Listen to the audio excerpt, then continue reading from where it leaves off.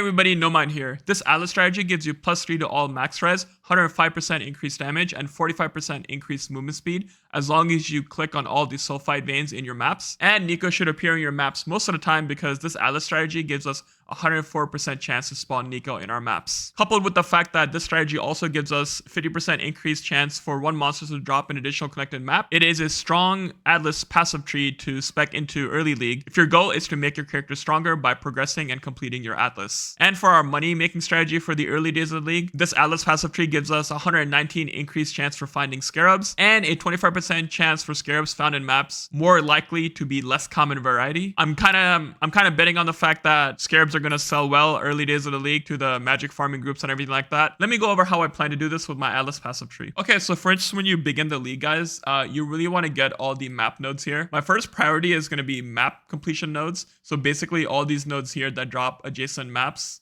And then I'm going to go for these map wheels here. You can just click in the middle there and it'll show you all the map wheels in the Atlas passive tree. Basically, these nodes give you a 50% chance to become, these nodes basically have a chance to upgrade your maps to one tier higher. And you also have a chance of gaining a free use of the map crafting option, which is going to be pretty cool. Once you have all the map completion nodes in the region, I like to go for these shrine nodes here. Shrines are very powerful in my opinion and really make your character feel very strong in a map and can, make or break a map depending on which shrines you get, in my opinion. And especially early league when your character is not at its optimal power level and you're still kind of gearing up and everything, shrines definitely help you buff your character a lot. And then we just kind of follow the wheel up here, kind of grab these middle map nodes here. And then from here, guys, we're going to concentrate on Nico. So first we go down here and we grab Pack with Energy. This is where the +3 to all max res, 105 increased damage, and 45% increased movement speed comes from. So each sulfide vein you click will give you 1 to all max res, 35% increased damage, and 50% increased movement speed. Getting 3 of these, you're going to get the total that I mentioned earlier. And we grab all these nodes here to have an additional chance for Nico spawning. Kind of wanted to test this node out too. Doomed spirits. I'm not sure what doomed spirits are. This is the first time I'm seeing this, so I kind of want to test these out and see if they're any good. They're special mobs that drop special loot, you never know. And then I'm gonna go this node right here, mining byproducts. Basically, sulfide veins and chests in your maps have a 10% chance to also contain an equal amount of azurite, guys. For those of you who don't know, you can use azurite to purchase resonators from Nico. And if we're going to be seeing Nico 100% of the time in our maps, and we're always going to be getting sulfide ore, we're definitely going to be getting a lot of azurite as a byproduct. And we can use that spare azurite to even go delving and upgrade your delving machine. Or what I prefer to do is just buy resonators from Nico and bulk sell them for a good profit. And keep in mind, guys, resonators, I believe, are now the only way to get 30% quality weapons and armor. So resonators might be more valuable this league than usual. And then up here, you grab the last delve nodes here, which give you an extra chance at Nico.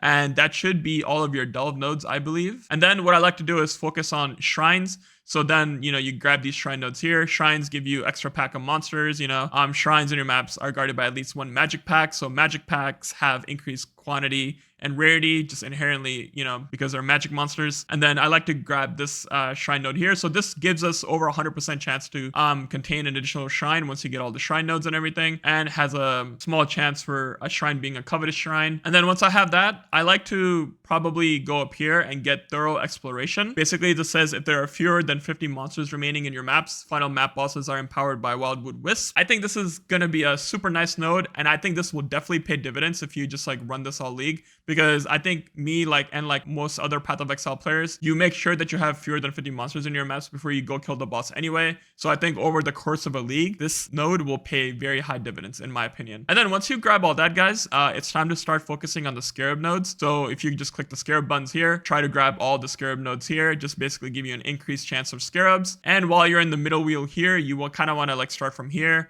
and then spec into crystalline carapaces. Basically, scarab drops in your maps are 100% more likely to be essence scarabs. Essence scarabs, I think, will be really nice this league because there's a couple of really good essence scarab variants, which I'll talk about later in the video, where I discuss the new scarabs that were recently announced. And then also, you grab these 2 nodes here, basically giving us 4% increased scarab chance. And then right up here, you want to grab the singular carapace scarab. Basically, scarabs dropped in your maps are 100% more likely to be reliquary scarabs. I think reliquary scarabs are really fun. fun. And I think especially this league, they're super fun because one of the reliquary scarabs spawns the Nameless Seer. And if you remember from Affliction League, which is, you know, the last league, if you ran into the Nameless Seer, you usually pulled a really good high tier unique item. You at least saw one or two of those items in his inventory, which he would give you. A chance to maybe pull a Mage Blower or a Headhunter from a Nameless Seer early league isn't out of the question. And I think just for like people who want to maybe gather some data on the Nameless Seer, those scarabs will be highly valuable when sold in bulk. And then we can't forget about this mage reveal here.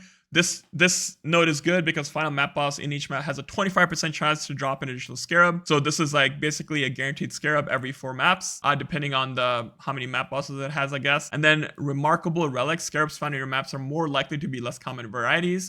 This kind of doesn't mean anything right now because it doesn't necessarily mean like the less common varieties are inherently more valuable. They might not have an effect that's like more sought after by the community. So like the more common varieties might actually be more valuable. We'll see as the leaks progresses. Again, I'm going to release an updated Atlas strategy guide once we're kind of a week or 2 into the league and I kind of have a better bearing on my character and my Atlas. I think this is a really solid league start Atlas just because of all the power you get from the Pact with Energy nodes, as I explained earlier, all the buffs you get from the shrines. And guys, once we have our map completion done, we can definitely drop some of these map nodes and spec into more scarabs or even block some league mechanics. If you block a league mechanic, it prevents that league mechanics scarab from dropping. So if we block this ultimatum node right here, scarabs found in your maps cannot be ultimatum scarabs. So it kind of works like that. So again, once we figure out exactly what the good scarabs are, we can kind of block him and go from there. And yeah, guys, that's pretty much my Atlas strategy. Hopefully I didn't miss anything. Okay, and then let's just kind of talk about my favorite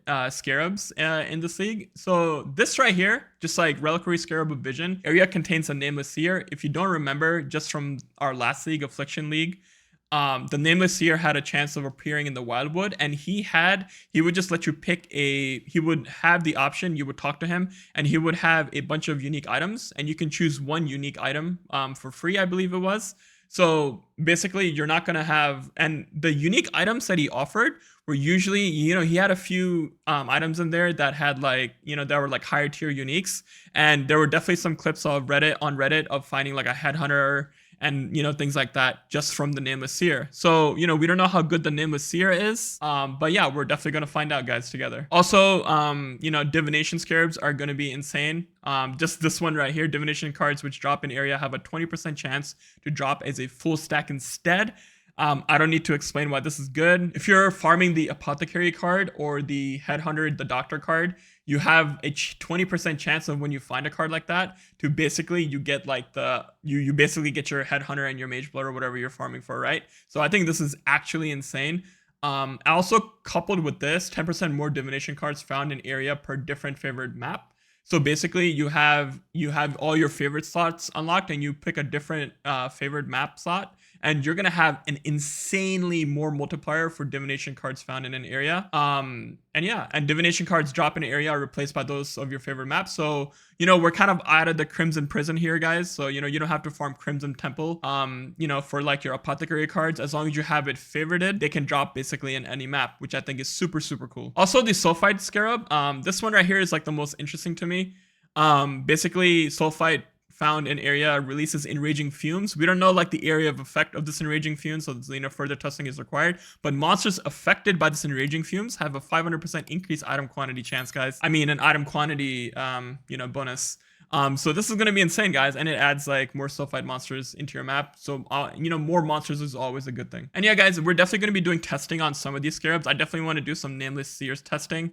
You know, so if you want to, so we're definitely going to be, you know, gathering a lot of exciting data, and I'll definitely make videos about that in the future. And so if you want to stay up to date for that, just make sure you hit that subscribe and like button for the YouTube algorithm, so you'll be notified when the next video comes out. And yeah, and also we have to talk about the essence scarabs, something like this. All rare monsters in area imprisoned by essences. This is actually kind of insane. Coupled with this, maybe even, you know, these two scarabs combined together will definitely make for a really good essence farming strategy. And then also another thing I wanted to talk about, Domination Scarab of Terror. Shrines in an area are guarded by an additional map boss. Modifiers to the final map boss also apply to these guardians. I'm not sure if this works with destructive play, but if it does, this is actually kind of insane. I don't know if Maven will witness these bosses here, but you know, we're definitely gonna find out together. Incursions are kind of like whatever. Nothing really happens. Betrayal Scarabs are always good, especially since Katarina is going to be a very highly valued farming target. And honestly, guys, Breach always feels really underwhelming to me. So Breach Scarabs are kind of like not as exciting to me, but I'm not counting any Scarab out at this point because there might be some very interesting farming strategies in this league. This is a funny one. Portals area have a 50% chance to not be consumed on use. So if you're a 6 portal gamer, this Scarab might be for you. If you have trouble completing maps with 6 portals, this might be for you. Very interesting to have something. I think it's cool that there's a Scarab for everybody out there. And honestly, this might even be me this league because my build is probably a little scuffed. And then the Horned Scarabs. I think this has huge juicing potential, even though the player modifiers to item rarity and item quantity do not apply in the area. I think you can still get a high amount of item quantity and item rarity that's not coming from the player. So I'm really excited to see what people do with this one right here. I think there's going to be some very clever use of this Scarab right here that we're going to see. And again, that's it, guys. Make sure you smash that like button for the YouTube algorithm. And also consider subscribing, guys, if you haven't already. And again, I'll be live on Twitch. I'm going to try to be live on Twitch almost every day at 8 p.m. Central. But with leaguestart, I'll probably be on a lot sooner. Because I want to blast, I want to get to maps, I want to get all my end game done and all that. So yeah, just stop by the stream and say hi. And again, guys, I do have a incursion guide dropping, and I do have a betrayal guide dropping in the next few days here after league starts. So yeah, make sure you stay tuned for that, and I'll see you guys on the flip side. No mind out. Peace.